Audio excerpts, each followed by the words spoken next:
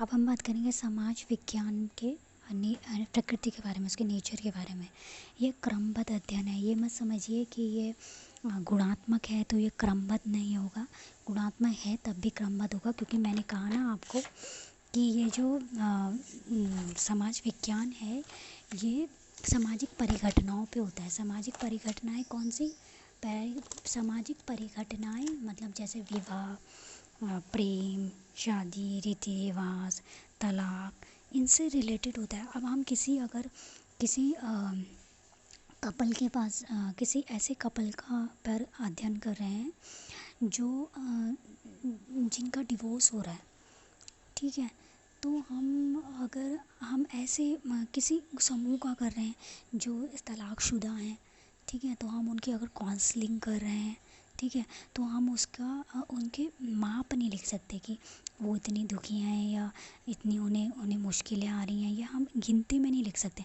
हमें शब्दों में लिखना पड़ेगा, हमें अवधारणाएं लिखनी पड़ेंगी, उनकी सोच लिखनी पड़ेगी, उनका नज़रिया लिखना पड़ेगा। तो सब कुछ हमें लिखना है। हम इंटरव्यू के माध्यम से करें या फिर हम एक व्यक्ति का केस स्टडी बना के करें, तो उस तरह से हम करते हैं। इसीलिए ये क्रमबद्ध तो होती ही है, चाहे ये गुणात्मक होती है, पर ये क्रमबद्ध अध्ययन है।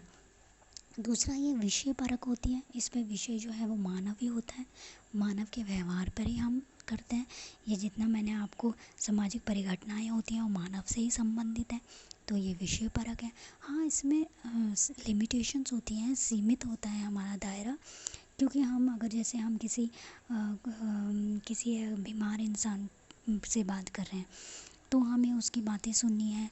अगर वो हमें कुछ बता रहा है तो हमें ध्यान से उन बातों को लिखना है। हम अपना कोई एडिशन नहीं कर सकते, हम अपना कोई नज़रिया नहीं डाल सकते उसमें। मतलब हम उसकी बीमारी है तो हम उसकी बीमारी की बात करेंगे, हम अपना नहीं डाल सकते कि वो इसलिए बीमार हुआ होगा, ये उसकी परिस्थितियाँ रही होंगी, हम अपना नहीं डाल सकते।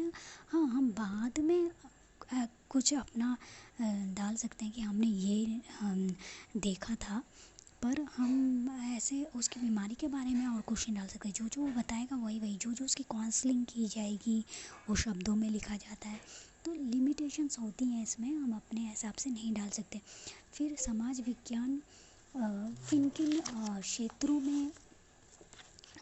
क्षेत्रों में होता है, तो ये जो होता है ये मानवीय संबंधों का अध्ययन है, ये मानव निर्मित संस्थाओं का अध्ययन है, नागरिकता के गुणों का विकास है, अंतर्राष्ट्रीय संबंधों का अध्ययन है, समाज से संबंधित अध्ययन है, अतीत पर आधारित है, प्राकृतिक विज्ञान तथा विकास का अध्ययन है। अब जब ये सब मैंने बोला तो आपको ये पता चल गया होगा कि इसमें कौन कौन से विषय आते हैं। इसमें समाजशास्त्र आता है, इसमें इतिहास आता है, इसमें राजनीति शास्त्र आता है, इसमें दर्शन शास्त्र आता है, इसमें भूगोल आता है, इसमें अर्थशास्त्र आता है, इसमें मानव शास्त्र आता है। इसमें ये सारे इसके क्षेत्र हैं। तो इस तरह से आपको पता चल गया कि समाज विज्ञान क्या है, उसका अर्थ क्या है, उसकी प्रकृति क्या है, उसका क्षेत्र क्या है, उन सब चीज़ों के बारे में हमने बात करी है कि ये सब क्या है।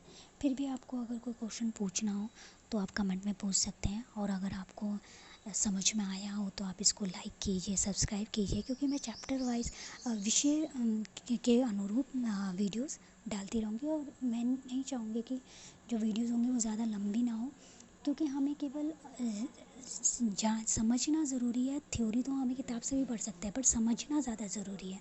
ठीक है, मुझे सुनने के लिए बहुत बहुत धन्यवाद।